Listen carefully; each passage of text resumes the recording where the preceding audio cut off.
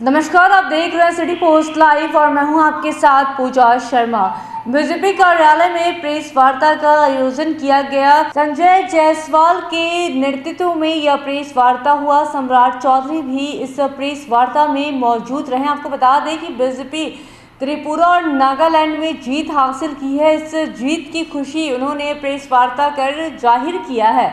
इसी के साथ साथ संजय जायसवाल ने यह कहा है कि हमारी तीनों जगह परफॉर्मेंस काफ़ी अच्छी रही। त्रिपुरा और नागालैंड में हमने जीत हासिल की है और मेघालय में भी हमारी अच्छी उपस्थिति रही। कार्यकर्ताओं में यह जीत की खुशी है, लेकिन हमें बहुत शर्म आता है कि तमिलनाडु में ऐसी घटना हो रही है और तेजस्वी यादव चुप हैं और माननीय मुख्यमंत्री नीतीश कुमार भी इस पर चुप है। हम ये सवाल करना चाहते हैं कि आखिर तेजस्वी यादव तमिलनाडु जाते हैं और वहाँ के मुख्यमंत्री को सम्मान करके आते हैं और वहाँ बिहार के लोगों को पीटा जा रहा है, आखिर क्यों?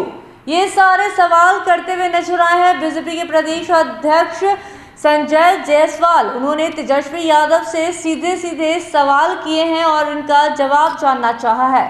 इसी के साथ साथ उन्होंने जीत पर भी कही कि ये हमारे प्रधानमंत्री और राष्ट्रीय अध्यक्ष का दिन है जो हम दो जगह पे जीत हासिल किए हैं। इसके आगे और क्या कुछ कह रहे संजय जायसवाल, छोड़े जाते हैं आपको उनके बातों के साथ। में तो आज भारतीय जनता पार्टी के हर सदस्य हर्षित है कि 3 में से 2 उपचुनावों में भारतीय जनता पार्टी की पूर्ण बहुमत की सरकार बनी है। और यहाँ यह भी ध्यान रखने की बात है कि नागालैंड एक पूर्णतः अल्पसंख्यक समाज का लगभग 99% से ज़्यादा अल्पसंख्यक समाज नागालैंड में रहते हैं। उसके बावजूद भी हमारी लगभग 2/3 के बहुमत की सरकार हमारी बनी। हमने प्रो इनकम्बेंसी के तहत त्रिपुरा भी पूर्ण बहुमत के साथ जीतने का काम किया और मेघालय में भी हमारी उपस्थिति बहुत ही अच्छी रही है। इसके लिए भारतीय जनता पार्टी के राष्ट्रीय नेतृत्व माननीय प्रधानमंत्री श्री नरेंद्र भाई मोदी जी को और माननीय राष्ट्रीय अध्यक्ष श्री JP नड्डा जी को बिहार भारतीय जनता पार्टी बहुत बहुत धन्यवाद और साधुवाद करती है कि उनके मेहनत, उनकी नीतियों का नतीजा है कि पूर्वोत्तर के क्षेत्र में जहां पहले भारतीय जनता पार्टी की कोई पकड़ नहीं थी, आज एक छोड़ करके सभी प्रदेशों में भारतीय जनता पार्टी की सरकार है। लेकिन एक बिहारी के नाते आज बहुत ही दुखद दिन भी है कि जिस प्रकार से तमिलनाडु में बिहारियों की चुन करके हत्याएं हो रही हैं, उसको लेकर जितनी भर्त्सना की जाए कम है। और इससे भी अफसोस की बात है कि बिहार के उप मुख्यमंत्री जाते हैं वहाँ और जिस सरकार में बिहारियों की हत्याएं होती हैं उस सरकार के मुख्यमंत्री को बधाई दिया जाता है, उस सरकार के मुख्यमंत्री को तोहफा दिया जाता है कि आपके राज्य में जिस प्रकार बिहारियों की हत्याएं हो रही हैं उसके लिए तेजस्वी यादव जी MK स्टालिन को सम्मानित करते हैं। इससे दुखद स्थिति एक बिहारी के रूप में और कुछ भी नहीं हो सकता है कि हमारे लोगों को जहां पीटा जा रहा हो वहां बिहार का उप मुख्यमंत्री जाके उस मुख्यमंत्री को सम्मानित करता है। तेजस्वी यादव जी और पूरा राजद कुनबा हत्या की राजनीति में यकीन करता है। जब इनकी सरकार बिहार में थी 90 से 2005 तक, तब भी इनका सबसे प्रमुख काम यही था कि हत्यारों को पुरस्कृत करना, हत्यारों का साथ देना। और यही नीति के तहत आज तेजस्वी यादव ने जाकर तमिलनाडु में बिहारियों की हत्याओं पर शोक और क्षोभ व्यक्त करने के बदले मुस्कुराते हुए एक मेडल दे रहे हैं कि नहीं, आपके राज्य में जो बिहारियों की हत्या हो रही है यह बहुत अच्छी बात है। इससे एक बिहारी के रूप में हम सभी का सर शर्म से झुक जाता है।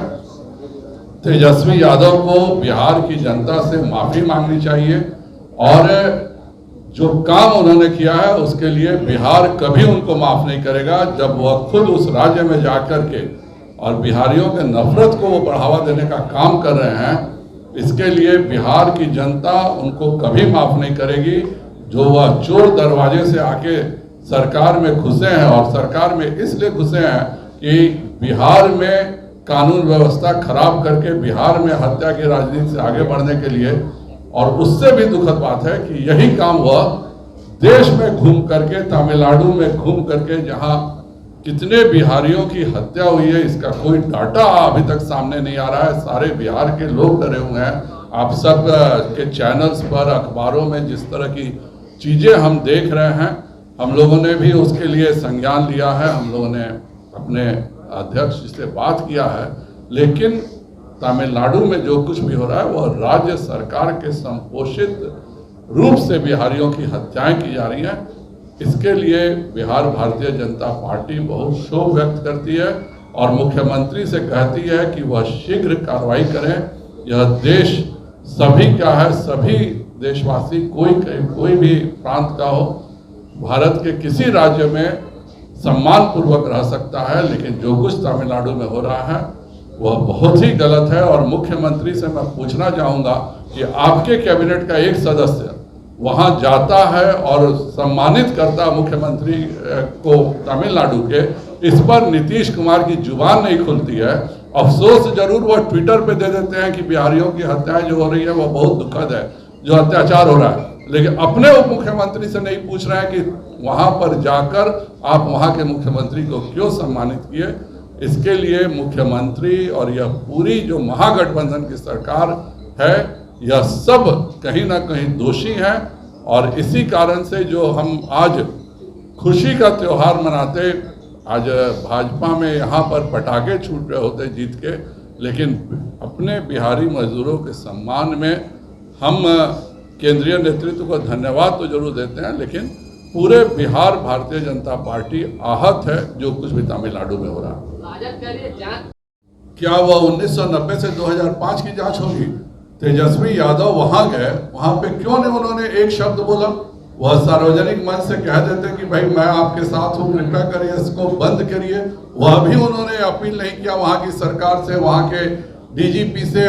तेजस्वी यादव चेन्नई क्या घूमने गए थे, पिकनिक मनाने गए थे, और पिकनिक मनाने गए थे, उनको शर्म नहीं आई कि जिस जगह पे उनके राज्य के लोगों की हत्याएं हो रही है वहां आकर के वह सम्मानित कर रहे हैं उस मुख्यमंत्री को। सर, तेज प्रताप यादव का एक बयान आया है कि भाजपा सदन में गुंडाई कर रही है, किस तरह से कहेंगे? चलिए, उनके फिर सपने में कोई आ जाएगा, कोई बात नहीं है। मैं अनुरोध करूंगा माननीय सम्राट जी को कि वह ऐसा है सर कि होली के शुभ अवसर पर गैस का जो घरेलू गैस है 50 रुपया बढ़ गया, कमर्शियल है 30 रुपया बढ़ गया। देखिए, यह अंतर्राष्ट्रीय जो कीमतें हैं उस पर होता है।